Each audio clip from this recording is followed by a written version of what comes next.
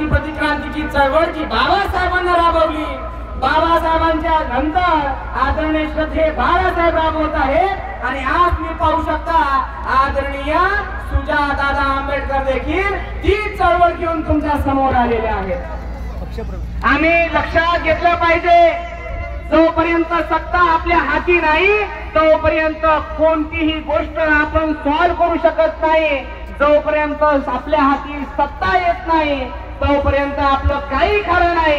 आज तुम्ही पाहू शकता प्रस्थापित जे लोक आहेत ते मनोवाद चालवत आहेत। सर्वात मोठी गोष्ट कोणी करू शकत नव्हतं, ज्या प्रस्थापित लोकांची सत्ता आहे, ज्यांना ही पावर, ती मनुवादी संघटना RSS पुरवत आहे, त्या RSSच्या कार्यालयावर धडक मोर्चा काढून खऱ्या अर्थानं ही आंबेडकरी चळवळ पुढे आणण्याचं काम केलेलं आहे।